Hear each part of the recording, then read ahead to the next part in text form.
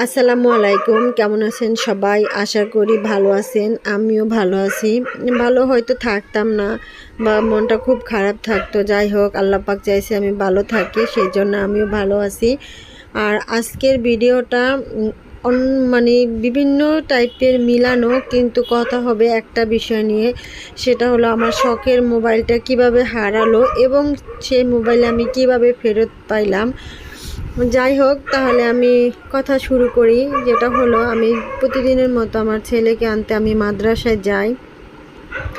ওখানে যেয়ে দেখি আমার ছেলে তার ক্লাসে তার ফ্রেন্ডদের সাথে একটু ছোটোখাটো বাচ্চারা দুষ্টামি করছে। খেলতে খেলতে আমার ছেলে লেগে গেছে, ওর ঘাড়ে একদম ছিলে গেছে আরেকটা বাচ্চার নখে। আমি সেটা হুজুরের রুমে নিয়ে গেলাম। যাওয়ার পর দেখি ওইখানে আলোটা অত ভালো না, যেহেতু আমার ছেলের পিছনে লেগেছে ওইটা ভালো মতো বোঝা যায় না।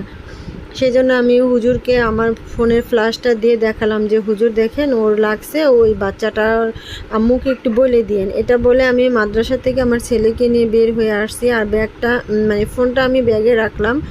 মনে হয় আমার ব্যাগের চেনটা লাগানো হয়নি। আমার আবার একটা খুবই বাজে এবং বদ অভ্যাস, আমি ব্যাগের চেন সচরাচর ওইভাবে লাগাই না। একটা জিনিস বের করে আবার যে চেনটা লাগাবো ওইটা আমার আর হয় না।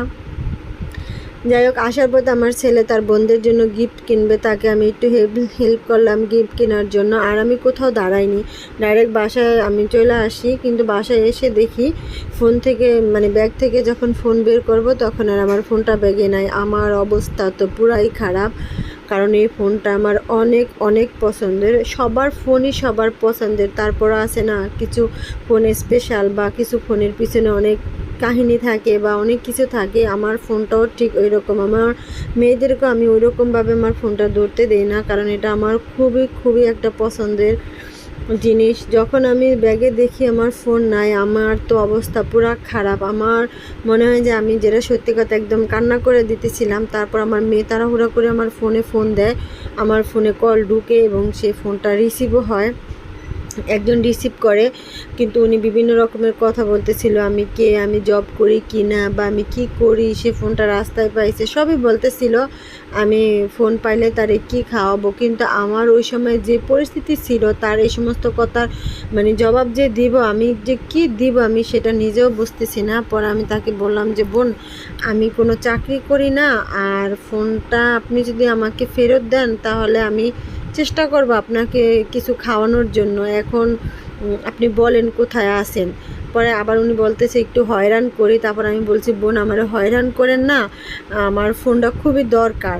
তারপর যাই হোক, উনি অনেকে ভালো মানুষ ছিল, অনেক ভালো মানুষ ছিল। আল্লাহ পাক ওনার অনেক ভালো করুক, উনি আমাকে বেশি হয়রান করে নেয়।